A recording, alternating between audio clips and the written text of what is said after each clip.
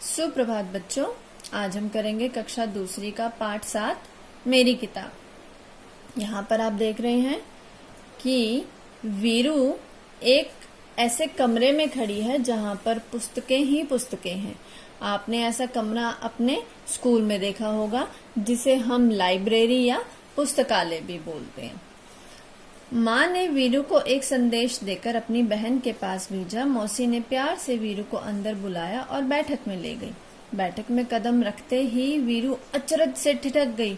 उसने सोचा, बाप रे, इतनी सारी किताबें। ये वीरू है। इसको माँ ने एक संदेश देकर अपनी बहन मतलब वीरू की मौसी के पास भेजा। मौसी ने बड़े प्यार से वीरू को अंदर बुलाया और बैठक में ले गई। बैठक क्या होता है बच्चों? हमारा ड्राइंग रूम, जहाँ पर सोफा लगा होता है, जहाँ पर हम अपने गेस्ट्स को रिसीव करते हैं। बैठक में कदम रखते ही वीरू अचरज से ठिठक गई। अचरज मतलब हैरानी से ठिठक गई, बहुत चक्की रह गई, हैरान रह गई। क्यों हैरान रह गई? उसने सोचा, बाप रे, इतनी सारी किताबें। बैठक में कदम रखते ही उसने ये सारी किताबें देखी और वो तो हैरान रह गई।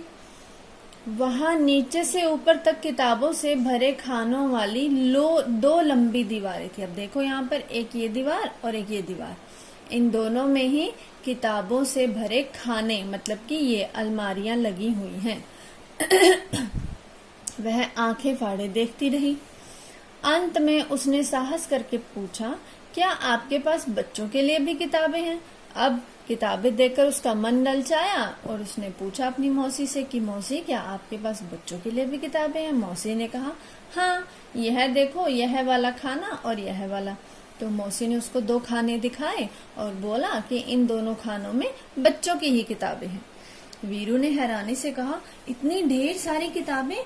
मेरे पास तो इतनी किताबें नहीं हैं। अब बच्चों के पास तो अपनी टेक्स्ट बुक्स होती हैं या ज्यादा से ज्यादा थोड़ी स्टोरी बुक्स होती हैं, पर इतनी सारी किताबें नहीं होती हैं। मौसी ने कहा, यदि तुम चाहो तो मैं पढ़ने के लिए तुम्हें कुछ किताबें दे सकती हूँ। तुम्हें किस तरह की किताबें सबसे अधिक पसंद है? अब मौसी ने कहा कि अगर तुम चाहती हो तो मैं तुम्हें पढ़ने के लिए कुछ किताबें दे दूंगी। तुम मुझे बता दो कि तुम्हें कैसी किताबें अच्छी लगती हैं। वीरू ने धीरे से कहा, मुझे मालूम नहीं। अब बच्चों को नहीं पता होता, बच्चे तो पिक्चर देखकर किसी चीज की, जैसे लड़कियां गुड़िया की या प्रिंसेस की पिक्चर देखकर फैसिनेट हो जाती हैं, या लड़के जैसे हैं सुपर हीरोज की पिक्चर्स देखकर या गाड़ियों की पिक्चर्स देखकर पसंद करते हैं। मौसी ने एक किताब निकालकर वीरू को पकड़ाई और कहा, तुम यह किताब पढ़कर देखो। मौसी ने एक किताब निकाली और वीरू को दिया और बोला कि ये तुम्हारे मतलब की किताब है, तुम इसे पढ़ो। वीरू घबरा कर पीछे हटी और बोली, बाप रे, यह तो बहुत मोटी है। अब वीरू तो घबरा गई कि इतनी मोटी किताब मैं कितने दिनों में खत्म करूंगी, और बोला, ये तो बहुत मोटी है। मौसी ने सुझाव दिया, अच्छा तो फिर शायद यह वाली ठीक रहेगी।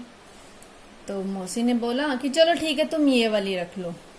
और वीरू बोली, यह तो बहुत बड़ी है, मेरे बस्ते में नहीं आएगी। अब कुछ किताबों का साइज बहुत बड़ा होता है। तो उसने बोला कि ये तो मेरे बस्ते में आएगी ही नहीं, इसे मैं लेकर कैसे जाऊंगी? मौसी ने एक तीसरी किताब दिखाई, और इसके बारे में क्या ख्याल है? मौसी ने पूछा कि क्या ये वाली किताब सही है? वीरू ने किताब के पन्ने पलटे और यह फैसला किया, इसमें पढ़ने के लिए बहुत कम है, इतनी छोटी छोटी तस्वीरें, और यह किताब बहुत पतली है। अब उसने के पन्ने पलट के देखा और बोला कि इसमें तो पढ़ने के लिए बहुत कम है, इसमें तो ज्यादातर तस्वीरें हैं और वह भी छोटी छोटी, और ये तो बहुत ही पतली है, तो बहुत जल्दी मैं खत्म कर दूंगी, है ना? मौसी ने कहा, वीरू, मुझे तो लगता है कि मैं तुम्हारे लिए एक किताब नहीं चुन सकती। ऐसा करना, अगली बार जब तुम आओ तो अपने साथ एक फुट्टा लेती आना। तो मौसी ने बोला कि अरे भाई, तुम तो मुझे भी कंफ्यूज कर रही हो, मैं तो तुम्हारे लिए किताब ना चुन पाऊंगी। तुम ऐसा करना कि तुम अगली बार आओगे तो अपने साथ फुट्टा लेकर आना। फुट्टा क्या होता है बच्चों? स्केल, है ना, जिससे हम नाप सकते हैं। वीरू ने पूछा, फुट्टा क्यों? मौसी ने हंसकर कहा, तुम्हें जितनी मोटी किताब चाहिए तुम नाप कर ले लेना, ठीक है ना? और मौसी ने हंसते हुए मजाक में कहा, फिर जब तुम फुट्टा लेकर आओगी तो तुम नाप लेना कि तुम्हें कितनी मोटी या कितनी पतली किताब चाहिए। वीरू ने माँ के भेजे हुए कागज को मेज पर रखा और भाग खड़ी, और वीरू समझ गई कि मौसी मुझसे मस्करी कर रही हैं, और उसने माँ का भेजा हुआ संदेश वाला कागज मेज पर रखा और वहां से भाग गई। बाप रे, इतनी सारी किताबें! क्या तुमने भी बहुत सारी किताबें एक साथ देखी हैं? हाँ, देखी हैं। कहाँ देखी हैं? पाठशाला के पुस्तकालय में, लाइब्रेरी में, है ना? या आप लिख सकते हैं, अगर आप किसी के घर गए हो, आपने वहां पर बहुत सारी किताबें देखी हो, तो वो भी लिख सकते हो। तुम्हारे बस्ते में भी बहुत सारी किताबें होंगी। उन सभी किताबों में तुम्हारी मनपसंद किताब कौन सी है और क्यों? अब इसका उत्तर बच्चे खुद लिखेंगे। बच्चों को जो भी किताब सबसे ज्यादा पसंद हो, बच्चे उसी के बारे में लिखेंगे। यहाँ कुछ किताब के पन्नों के चित्र दिए गए हैं और उनके नाम भी लिखे हैं। जैसे कि नाम था उसका आसमानी, ये क्या है? किसना। बजती गेंद, बंटू मेरा दोस्त। ये कुछ किताबों के पन्नों के नाम दिए गए हैं। तुम इनमें से कौन सी किताब पढ़ना चाहोगे और क्यों? अब ये भी, इसका उत्तर भी बच्चे खुद देंगे कि इसमें से कौन सी किताब उन्हें लगती है कि सबसे उनकी मनपसंद हो सकती है, या जिसको पढ़ने में उन्हें सबसे ज्यादा मजा आ सकता है। आप उस किताब का नाम लिखेंगे और बताएंगे कि आप उसको क्यों पढ़ना चाहते हैं। जैसे कुछ बच्चों को गेंद बहुत पसंद होती है, तो वो लिख सकते हैं कि मैं बजती गेंद पढ़ना चाहूंगा। मौसी ने वीरू को फुट्टा लाने के लिए क्यों कहा? ताकि वह अगली बार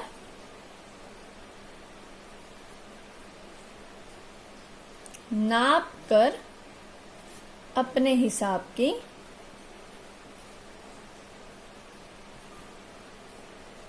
किताब लेकर जा सके,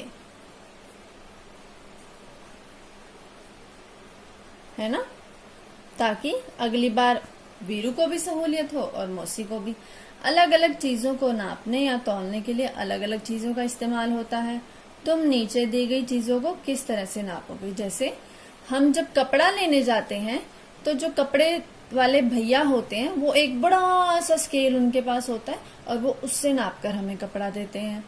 जब हम सब्जी लेते हैं, तो वो क्या रखते हैं अपने साथ? वो काले काले से बाट, जिनको हम वजन वाले पत्थर भी बोलते हैं, उससे नाप के हमें, उससे तौल के हमें सब्जी देते हैं। तो हम कपड़े को किससे नापेंगे? इंच टेप से। घर में मम्मी अगर सिलाई का काम करती हैं, या टेलर के पास भी आपने इंच टेप देखा होगा। आम को कैसे नापेंगे? तौलने वाले बाट से, अभी बताया था। मेज को भी हम इंच टेप से ही नापेंगे। कागज को हम फुट्टा से नाप सकते हैं, है ना? आप अपनी जो आपकी किताब है या कॉपी है, उसको आप स्केल से नाप सकते हो। पानी को किससे नापेंगे? पानी, दूध, जितनी भी हमारी लिक्विड चीजें होती हैं, उसको हम लीटर से नापते हैं। ठीक है? अब देखो, अब तक तो तुमने बहुत सारे शब्द सीख लिए।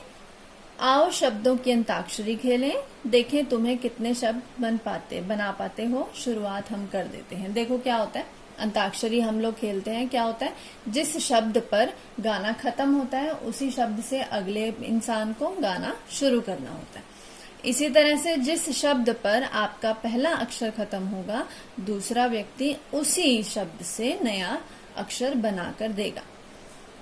उसी अक्षर से नया शब्द बना, जैसे कर किताब, ये ब पर खत्म हुआ। बंदर, ये र पर खत्म हुआ, र से शुरू किया। रस्सी, अब ये स पर खत्म हुआ, तो मैंने लिखा साग।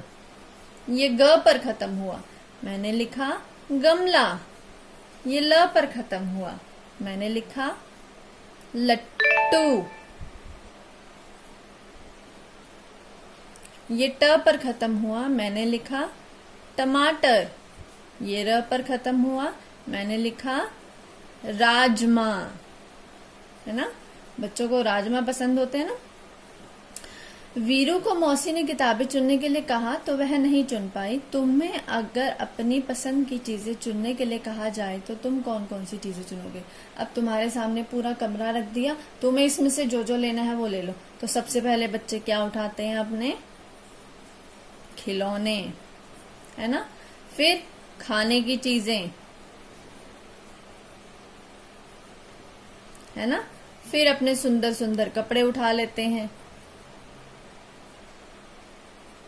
ऐसे ही यदि आपको चुनने के लिए कहा जाए तो आप कौन कौन सी चीजें चुनोगे? ठीक है, तो ये था आज का हमारा पाठ। धन्यवाद।